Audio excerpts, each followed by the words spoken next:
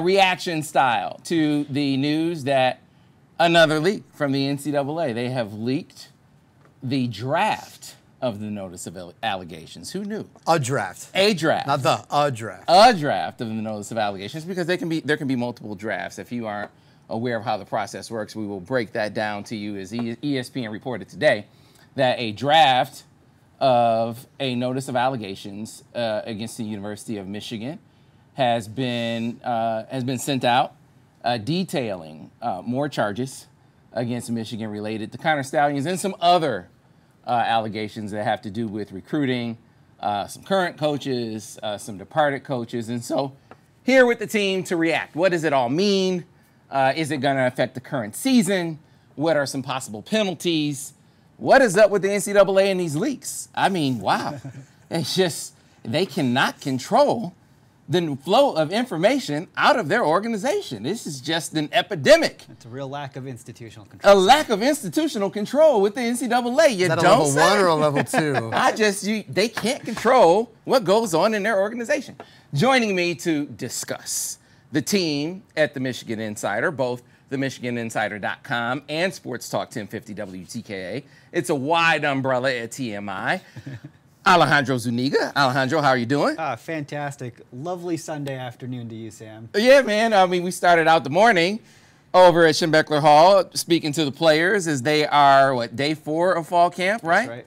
And we said, as we were leaving, he's like, well, lo and behold, Pete Thamel got the call from his boys at the NCAA, right? It's back to the future. It's 2023 all over again. If it's not Ryan Day, it's the NCAA. Isn't that how it works, Ira? I was enjoying a nice morning on the golf course. I'm glad. If I had not got my round in, I would be even crankier than I am right now.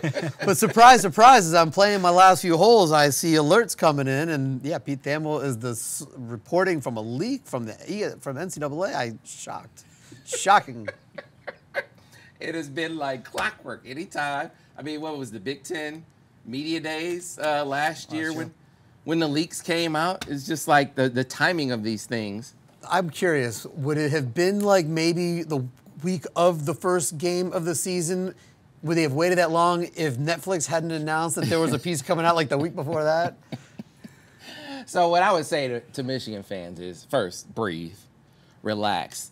This hammer, this proverbial hammer that Ohio State fans, mainly, Michigan State fans, Michigan State fans, they need something to root for. I mean, they need something to look forward to.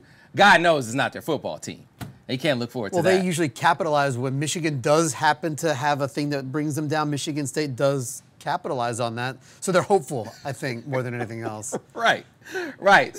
But Ohio State needs someone to try to take care of Michigan for them because they can't do it themselves, right? Pretty much. So, enter the NCAA to try to take care of Michigan for them. And in this particular instance, I think they're going to be left disappointed. Now, this latest instance, though, I would be remiss if I didn't highlight a part where I do think they're getting the better of Michigan, though. I do think they're getting the better of Michigan with the flow of this news, with the drumbeat of this news. Because I think it's fair to say, highly pissed is the mood that is going on right now, the sentiment that I'm picking up in Ann Arbor. Because everything that I gather says that this draft of the notice of allegations that ESPN had the draft before university leadership did, before the president and the AD saw it. Now, so how does the process work? Now, Michigan had a summary. I guess there's a difference between the summary and the draft. I'm learning all these different things. Like, so you get a draft before you get the actual notice? Yes, you do. Wait, so there's a lot of bureaucracy and red tape? Yeah, there's a lot of bureaucracy and red tape. There's a lot of bureaucracy and red tape. So there is a draft. You get a draft before you get the notice. That's number one. I guess you get a summary before you get a draft. I guess you get a summary of what's going to be in the notice. So they got the summary. So university leadership, they got the summary. Now you're waiting for the draft. And the way the process works is you get this draft and you're able to go over the draft to see if there are any corrections that need to be made? Are there anything in there that are there disputes? A lot of times there are things that are in the draft of the notice of allegations that can be resolved before the actual notice is sent out. It's not a whole lot different than when Bakes goes through writing a book process, right? So you put out the first draft or a draft, and then you have fact checkers read it. And they tell you this is right or this is wrong. We can confirm this, we can't. And there are things that Michigan's just going to say, yeah, okay, we're going to work with you on this because maybe there's something in there that they agree on. But at the same time, yeah, you can, as Michigan, now you get the draft, so you could take your red pen to it and be like, this is nonsense, this is nonsense, this is ridiculous, this is ridiculous. And at least allows them to start preparing for a response to when they actually get a notice of allegations, because a draft is not a notice of allegations. Right. It is a draft. Yeah, because, I talked to people last week, we aren't expecting a notice. They were adamant they weren't expecting a notice. And they still haven't received a notice of they allegations. They received a summary. At the end of the week, they received a summary of a draft. And I don't know, had they actually gotten the draft? Or They've gotten the draft. Oh, so since ESPN wrote their article, they finally did get it after Now they've gotten the draft. They still haven't gotten the notice. And it's going, who knows when they're going to get the notice. But they at least got the draft now. I wanted to get it from the NCAA. They go call Pete Thamel, Dan Murphy, and say, hey, since you guys have it, can we have it too? We haven't gotten it yet. Important to note the timeline too, right? After Michigan eventually receives the actual notice of allegations, at that point, that's when the clock starts ticking. Right. That they'd have 90 days to submit a formal response. So we're not even at that stage yet. Right. We are not even at the stage where Michigan has received a notice of allegations. It's just this draft. Right. Right. Important note. So, important note. Thinking about how the NCAA works, maybe they will try to get a notice of allegations to Michigan, say about 90 days before the second to last game of the Michigan football season. So they have a 90-day window, because when would their deadline would be the week before the game. Right. And typical NCAA, they would probably set up that kind of timeline. In reality, they should probably have this after August, so it would go beyond that, and it goes beyond the season. And of course, it's just part of the process. The 90 days is just the first part that you're talking about, and there's more to it than that. But yeah, you submit it at a time where it can try to distract Michigan during their season. For the most part, it's lawyers that are dealing with this and not football people dealing with it, but that is the next part, whenever the actual notice comes. But let's state this again. Michigan finally, whenever it was, I guess it was today because it was after the article came out, they received a draft of the notice of allegations, which means that that part of the process is still ongoing. Yeah, so I mean, this just adds to the contentiousness of the process, though. Like you aren't dealing, NCAA is not dealing in good faith here. You are not trying to have it's not a collaborative process.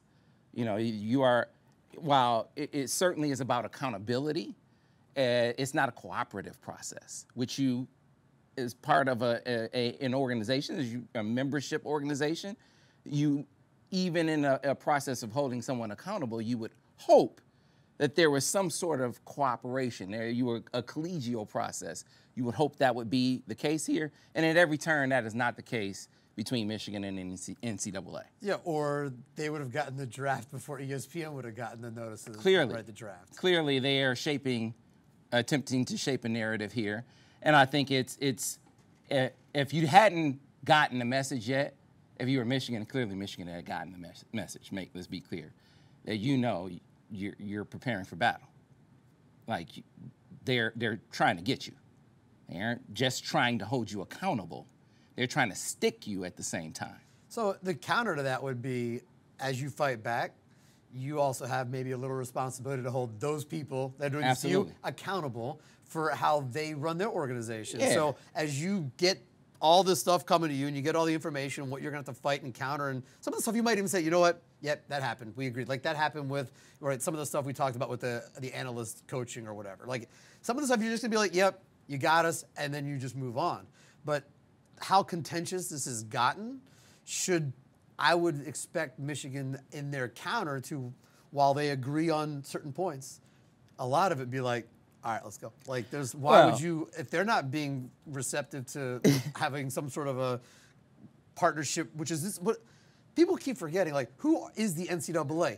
It is the member institutions. That's who runs it. So if the member institutions actually push back a little bit and say, you all are going a little over your skis, then they're going to have to come back, because Michigan is a power player in the member institutions. They might want to. They should flex that. Yeah. So let's. Oh, go ahead. Go ahead. So, Alejandro. did you think this is tit for tat at all, right? Because what are the new things that ESPN has reported from this draft notice of allegations? It's that what the NCAA is alleging is mostly that Michigan obfuscated that they were not cooperating as much in the investigation as the NCAA would have liked. So how much of this is the NCAA saying, okay, if you, Jim Harbaugh, aren't going to cooperate with us, if Sharon Moore, if you're maybe going to delete some text messages and not let us see them, but maybe bring them to us later, hey, if you're not going to play nice with us, we're not going to play nice with you. So a couple of things. So at what point in the process, so if you're investigating and the media reports are, hey, Connor Stallions, just sign stealing, and you go and now you're investigating them, and you go and you realize, oh man, he deleted the text messages from Connor Stallions the day he found out that was, and they were in his deleted deleted mailbox. If they were in there, is that him trying to obfuscate from your investigation, or is that him saying, oh man, I don't want nothing to do with Connor Stallions or anything to do with anything that has anything to do with that? Real life example, Sam. Someone is in your life that you text back and forth with a bunch, and then you find out that person's a dirtbag, and you want nothing to do with that person. The day you find that out, what do you generally do? You hit delete. It's on your phone, so you don't see that person's name. Right. It's not in your list of text threads. I don't want nothing to do with this guy. Like, that's a normal life stuff. I have a bunch of those, but they're in your deleted, as you said, they're in the deleted box.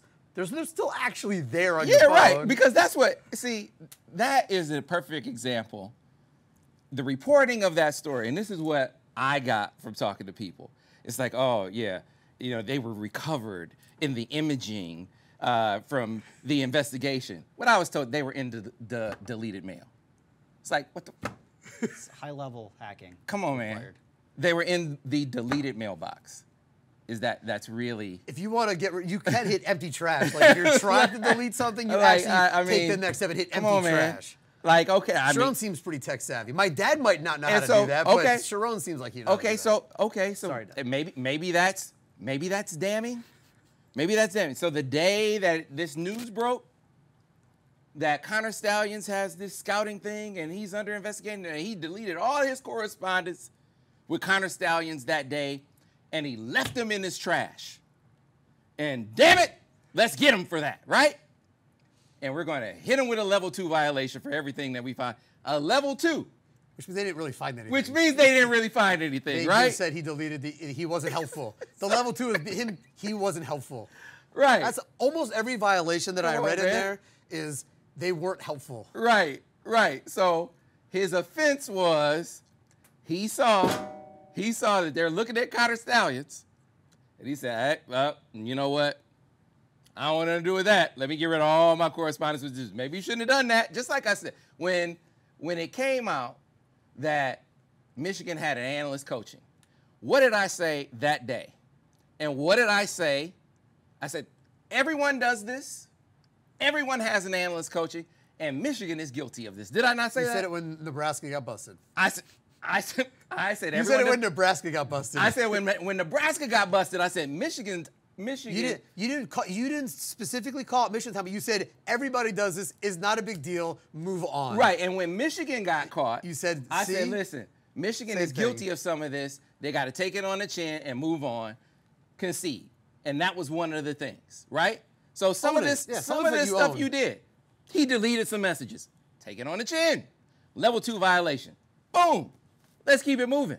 But clearly, here, if they had found something in those deleted messages, guess what it wouldn't be? It wouldn't be a level 2 violation. It would be a level 1. So let's keep it moving, right? That's the long and the short of it. Now let's get to the Connor Stallions piece of it, because this is one of the more interesting things. The notion, and we keep coming back to this integrity of the game. This is the biggest bunch of BS Sam, I've ever heard. Sam, this is the greatest. Somebody wrote this with a straight face in the draft, talking about Connor Stallions being on the sideline, which we have addressed a lot on the air over the last week in particular. We've talked about it a lot, right? but based on him being on the Central Michigan sideline for that game, that conduct, quote, seriously undermined or threatened the integrity of the NCAA collegiate model, end quote. So all the rampant cheating in the South of paying players, it actually was a violation of the collegiate model when it was against the rules to pay players.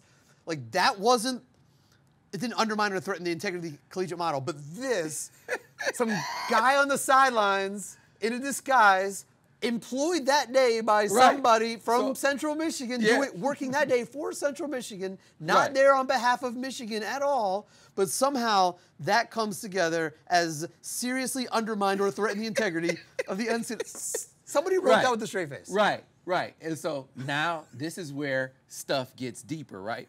If you want to believe that sign stealing is this grand issue to the integrity of Little League football, let alone big time. Are you kidding me? We stole signs in flag football.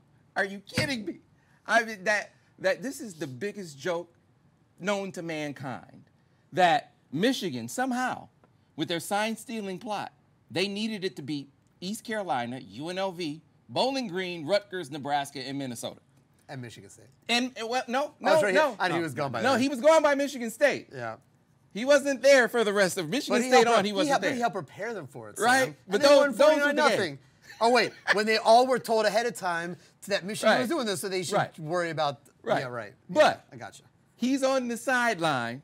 He's on the sideline for the Michigan State Central Michigan game, right? So, but let's start there. You think it's this grand issue with the integrity of the game.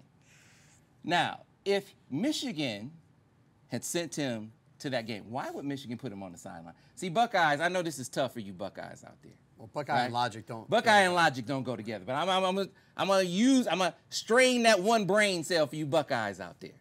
Would it make sense to you? And Spartans too. But I think Spartans are finally starting to pick up on, well, it really wouldn't make much sense for Michigan to put Connor Stallions on the sideline. Think about that for a second. Because, coaches know the other team's sign stealer guy, right? That's why he's in disguise in the first place. Because they know who the sign stealer guy is. So why, if you're Michigan, would you risk it? Why would you risk it with him being on the sideline when you could easily put him in the stands? Does that make sense? Doesn't make sense, does it? Just put him in the stands and avoid detection.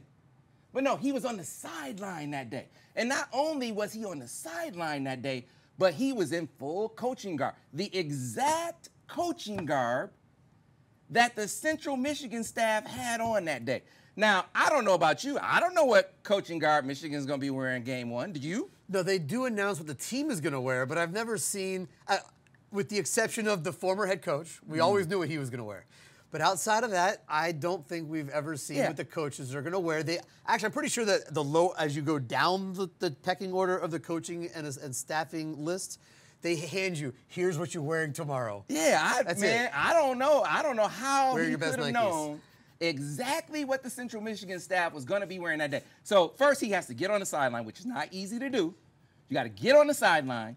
Then you have to have on the exact coaching attire we should mention that they have on. He had a pass. He didn't just get on the sideline, which it is impossible to just. You've been on the sidelines. You're on sidelines for games, right? Like, you're down there. You get your stuff scanned all the time. How hard would it be at any stadium in the Big Ten, not just in Ann Arbor, to sneak on the sideline without a pass?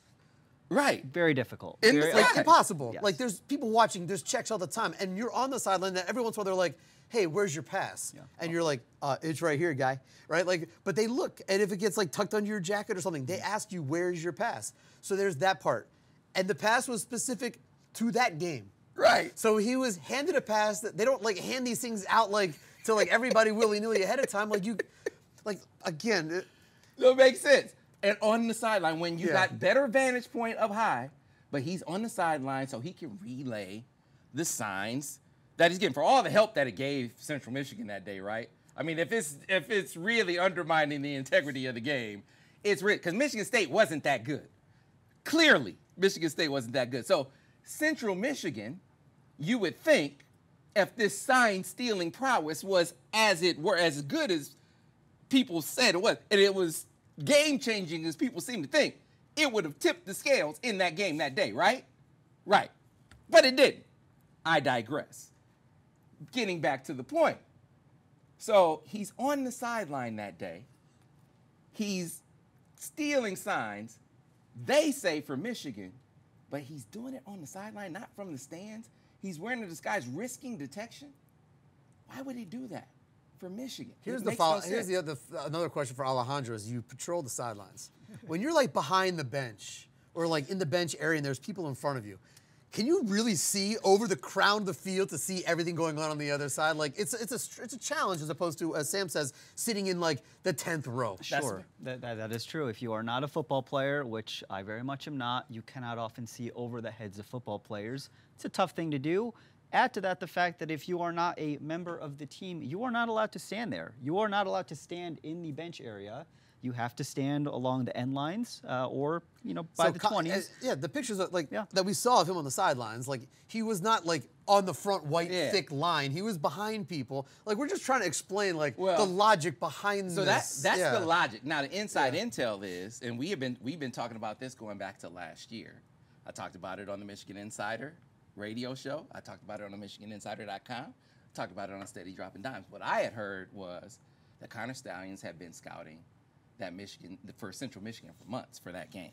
This is what I heard. Now, this is what I'm qualifying it to set up what I think is going on with this investigation in Central Michigan right now. He had been scouting for them for months to go up to help with that game with a friend of his that was on that staff. Then quarterback coach, Jay Costner, right? And I say then quarterback coach, Jay Costner. And so after scouting for months, he goes up there, helps with the game, and all hell breaks loose. And, now they're under investigation. Well, lo and behold, just last week, on the eve of fall camp? Day before fall camp, who gets dismissed? Quarterback coach. Jay Costner gets dismissed. When the AD was asked why, they said, it's like, hey, does this have anything to do with the investigation and the Connor Stallions? Said, we don't comment on an ongoing investigation. Now, what the AD didn't say was, this doesn't have anything to do with the investigation.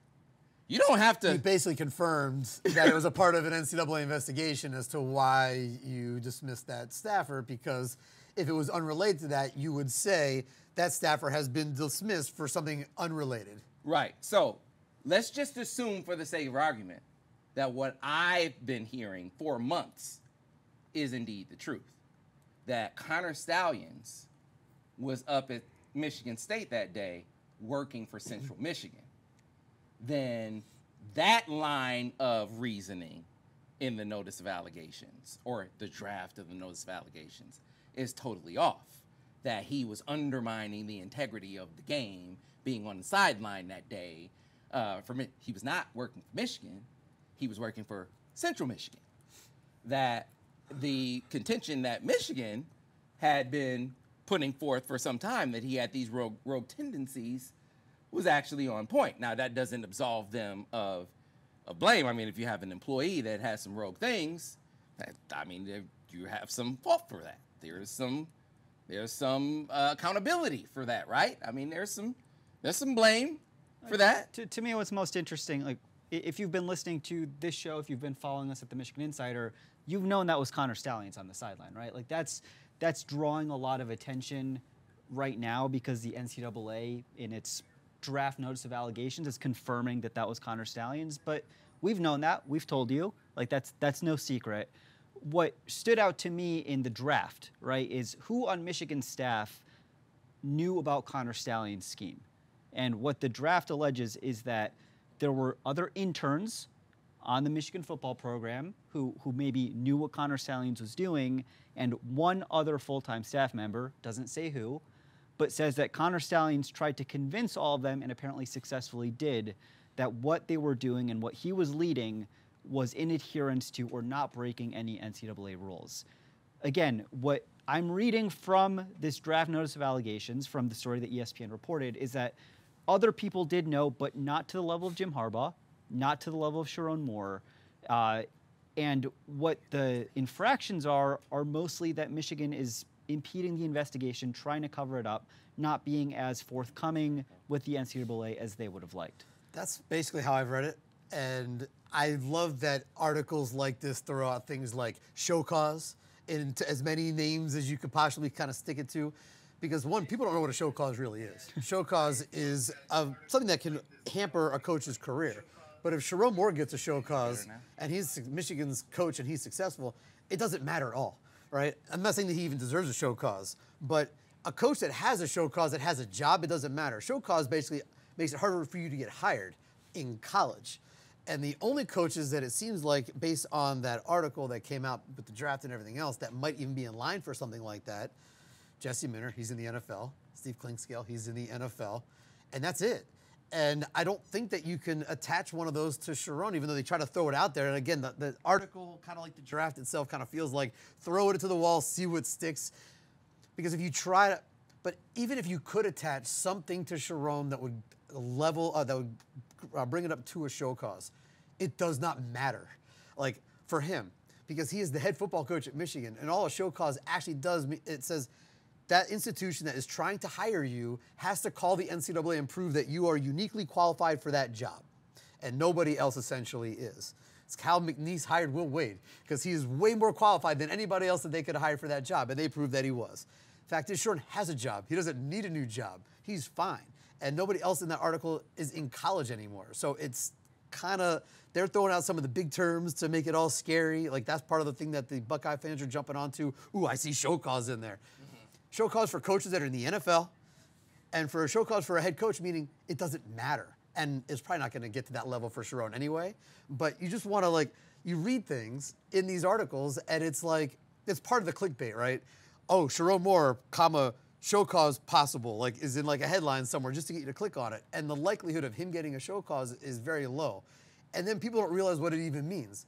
It doesn't mean anything if you're the head football coach at Michigan and you keep that job, because it doesn't impact your employment status, only future employment status in college. Yeah, man, I think that the institutional charge is going to be fought with the full weight of the institution. All right, with the full weight of the university. I don't think there's any question that Michigan is prepared and loaded for bear if the NCAA wanted to try to get draconian. I don't think that there is.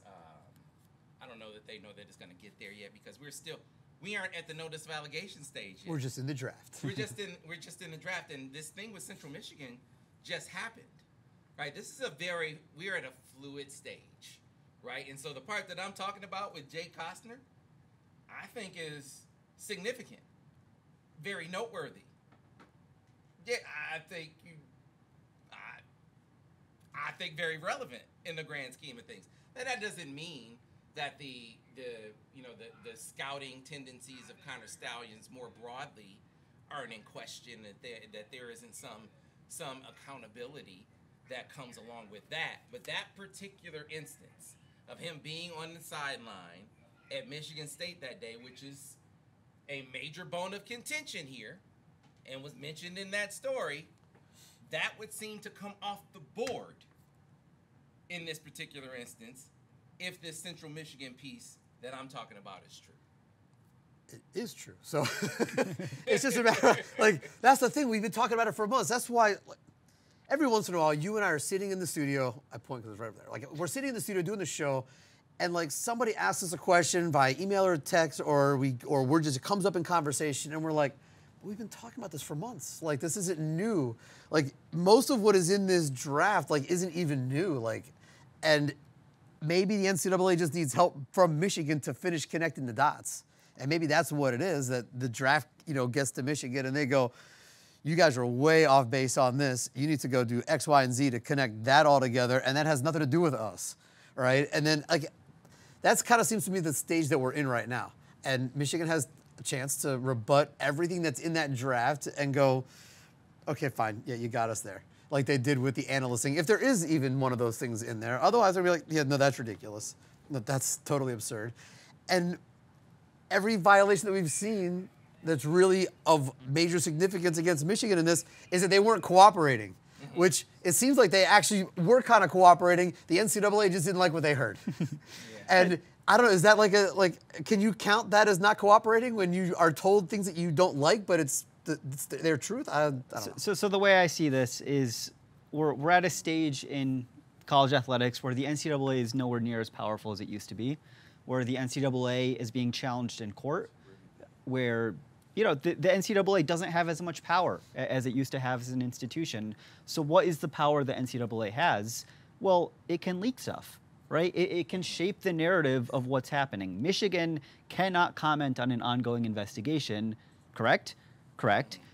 Who can comment? NCAA, they're not going to come out and comment because they don't want to be those people either, but they can leak what's going on, and that lets outlets, that lets people who aren't involved shape the narrative, and that PR hit is a punishment, right? The institutional damage, the program damage that Michigan is facing right now because of the drips and drabs of this story that have leaked out over months, that is punishment.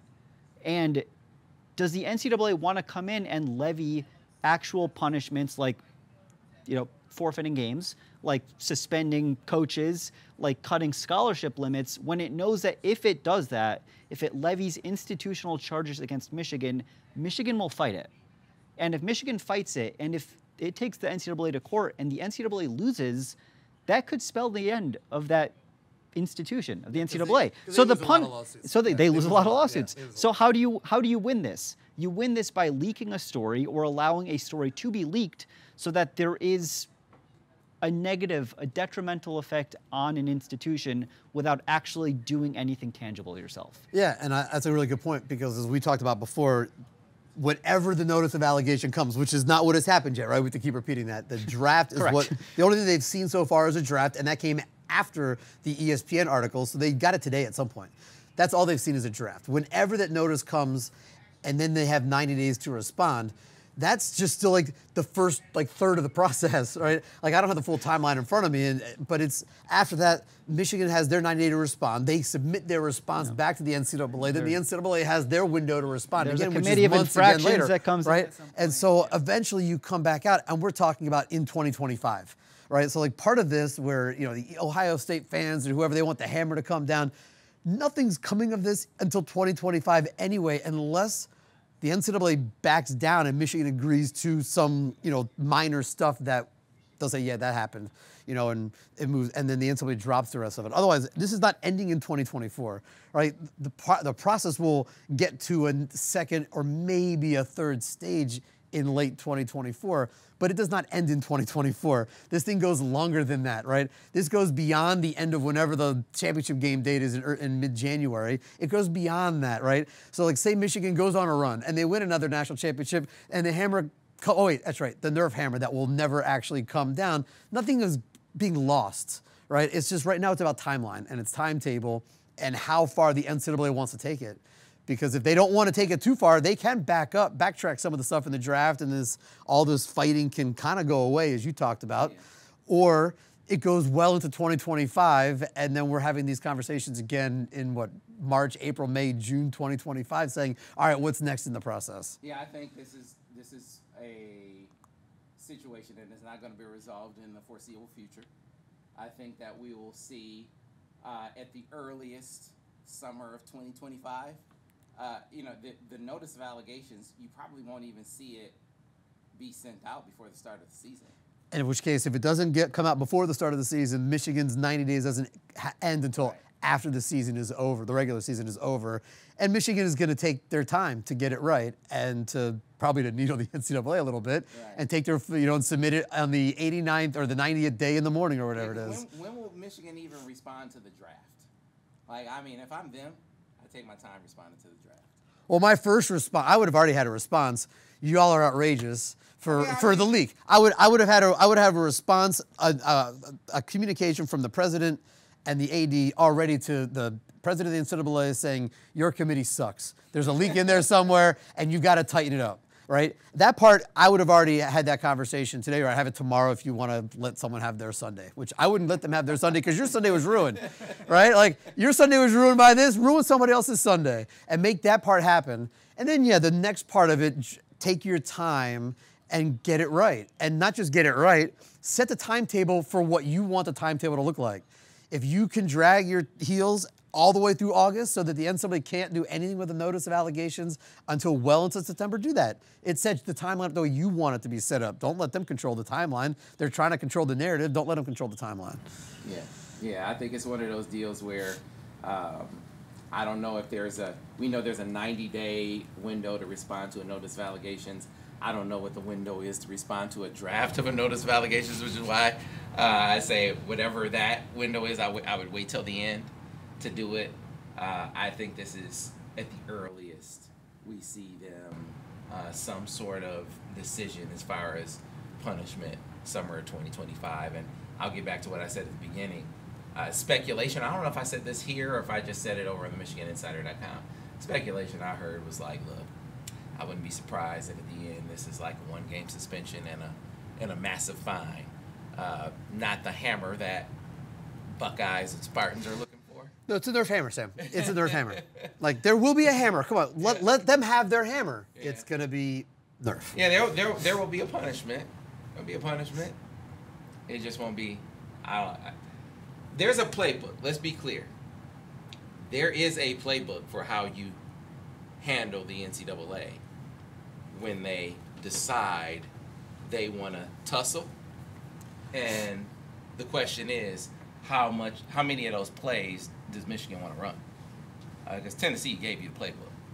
Now, if I think that Michigan has gotten to the point when it comes to some of these institutional charges where they're like, okay,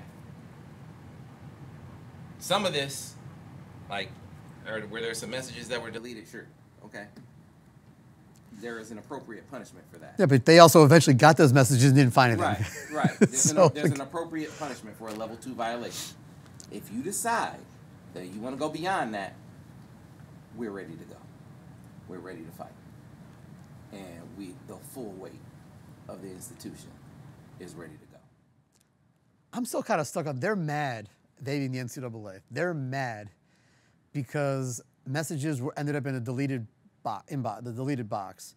But they went through those messages and didn't find anything. So, like, what were they so mad about? Messages that weren't relevant that got deleted and then they eventually got, like, they're mad? Like, come on. So, not going to affect your season, Michigan fans. Not going to affect your championship either, Michigan fans. No championship is going to be vacated. Buckeyes aren't going to miraculously not have their asses kicked the last 3 years. Not going to happen. That footprint that's it's all through the state of Ohio is not going to be erased. It's going to be there forever. Rest assured. So we'll continue to cover it, though. I know we had some sound issues. Lance has been working on it. We will, if we can go back on the back end, we'll go back and overdub the corrected sound on the video for those that missed it. Hopefully it doesn't look like a Bruce Lee movie. Right. Right. Lance is good. It wouldn't look like that. And we'll fix the sound issues that way. Hopefully you can still make it out. It's about the substance. It's a Sunday. It was a Sunday. We came in here impromptu. Damn it. On a Sunday afternoon. Ira was on the golf course. You got to understand. I got the text message after. I was done. I was done. I got the news on the golf course, but I got the invite to the studio. I was done. I was like, hey, man, listen, I understand. People complain, but damn it, this is Sunday afternoon. We wasn't supposed to be here. we came in here for you. Alejandro's like, I'm going to a press conference, talk to a couple players, and I'm going home to watch the Olympics, and he hasn't been home. Cut us some slack, damn it. And we'll see you. We'll see you over on the MichiganInsider.com. We'll see you on the Michigan Insider tomorrow morning. Thanks a lot. Special edition in the books. We'll see you later. Thanks a lot.